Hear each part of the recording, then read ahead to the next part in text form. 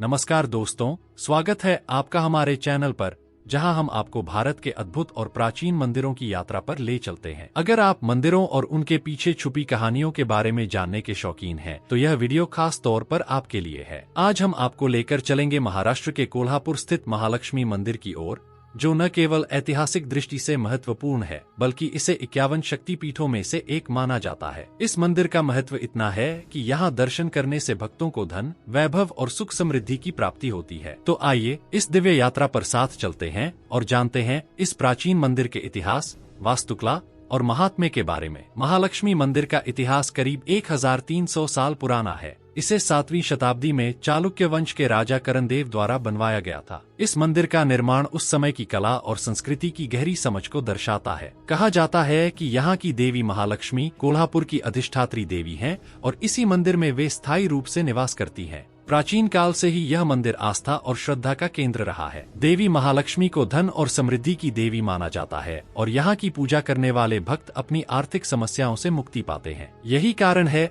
कि पूरे भारत से श्रद्धालु यहाँ देवी के दर्शन के लिए आते हैं। महालक्ष्मी मंदिर का पौराणिक महत्व भी उतना ही रोचक है। यह मंदिर 51 शक्तिपीठों में से एक है, जहां देवी सती के अंग गिरने की पौराणिक कथा जुड़ी है। माना जाता है कि जब देवी सती ने स्वयं को अग्नि में समर्पित किया, तो उनके शरीर के अंग अलग अलग स्थानों पर गिरे और उन स्थानों को शक्तिपीठ का दर्जा प्राप्त हुआ। कोल्हापुर में देवी सती का नेत्र गिरा था और इसीलिए यहाँ देवी महालक्ष्मी की पूजा की जाती है। एक अन्य कथा के अनुसार देवी महालक्ष्मी ने इस स्थान पर दुष्टों का नाश कर पृथ्वी पर धर्म की स्थापना की थी। इसके बाद से यहाँ देवी महालक्ष्मी को धन और समृद्धि की अधिष्ठात्री देवी के रूप में पूजा जाने लगा। महालक्ष्मी मंदिर की वास्तुकला अद्वितीय है। चालुक्य शैली में निर्मित इस मंदिर की दीवारों पर की गई जटिल नक्काशियां और मूर्तियां इसे एक ऐतिहासिक धरोहर बनाती हैं। मंदिर के मुख्य द्वार, महाद्वार से लेकर गर्भगृह तक की हर संरचना भारतीय कला और संस्कृति का प्रतीक है। मंदिर के गर्भगृह में स्थापित देवी महालक्ष्मी की प्रतिमा काले पत्थर से बनी है। देवी के सिर पर सजी हुई मुकुट सोने और हीरे से जड़ा हुआ है,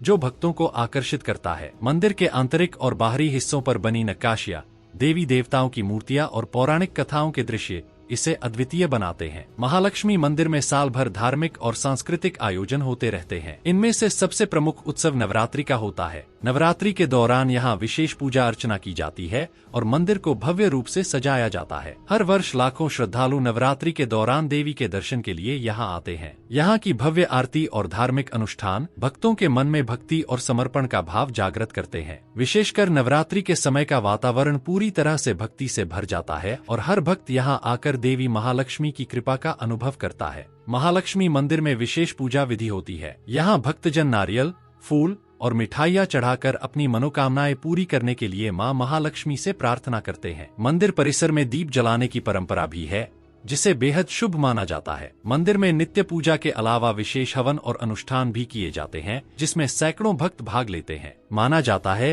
कि यहाँ की पूजा अर्चना करने से भक्तों को जीवन के सभी कष्टों से मुक्ति मिलती है और मां लक्ष्मी की कृपा से उनका जीवन सुख समृद्धि से भर जाता है। महालक्ष्मी मंदिर धार्मिक और सांस्कृतिक दोनों ही दृष्टियों से अत्यंत महत्वपूर्ण है। इस मंदिर की धार्मिक महत्ता के साथ साथ यह स्थान भारतीय संस्कृति और परंपराओं का केंद्र भी है। यहाँ आकर भक्त देवी महालक्ष्मी के आशीर्वाद से सुख समृद्धि प्राप्त करते हैं। यह मंदिर महाराष्ट्र ही नहीं, बल्कि पूरे भारत से आने वाले भक्तों के लिए एक पवित्र स्थल है। हर वर्ष लाखों श्रद्धालु यहाँ आते हैं और मां महालक्ष्मी की पूजा कर अपने जीवन को धन्य मानते हैं।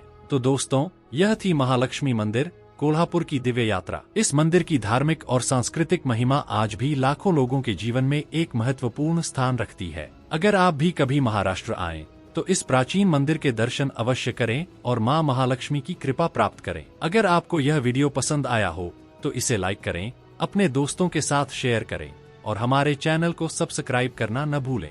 हम अगले वीडियो में आपको एक और धार्मिक स्थल की यात्रा पर ले चलेंगे। तब तक के लिए धन्यवाद।